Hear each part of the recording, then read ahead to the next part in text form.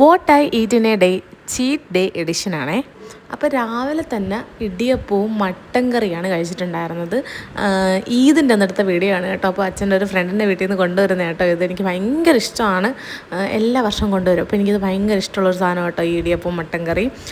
അടിപൊളിയായിരുന്നു ഗൈസ്, കഴിക്കാൻ നല്ല ടേസ്റ്റ് ഉണ്ടായിരുന്നു. അത് കഴിഞ്ഞിട്ട് ഇതാ അടുക്കളയിൽ ചെന്നപ്പോൾ നല്ല പഴുത്ത മാങ്ങ ഉണ്ടായിരുന്നു, പിന്നെ അത് കട്ട് ചെയ്ത് കഴിച്ചു ഗൈസ്. അടിപൊളിയായിരുന്നു ഗൈസ്, നല്ല മധുരമുള്ള മാങ്ങയായിരുന്നു. ഈദായതുകൊണ്ട് തന്നെ നമുക്ക് അന്നത്തെ ഡെയിലി ലഞ്ചാണെങ്കിലും ബ്രേക്ക്ഫാസ്റ്റ് ആണെങ്കിലും ഒക്കെ അച്ഛൻ്റെ ഫ്രണ്ട്സിൻ്റെ വീട്ടിൽ നിന്നൊക്കെ ആയിരിക്കും. അപ്പോൾ അത് കഴിഞ്ഞിട്ട് ഇതാ പായസം കിട്ടിയിട്ടുണ്ടായിരുന്നു. അങ്ങനെ ഞാൻ പായസം എടുത്ത് വെച്ച് കുടിച്ചു, നല്ല പായസമായിരുന്നു.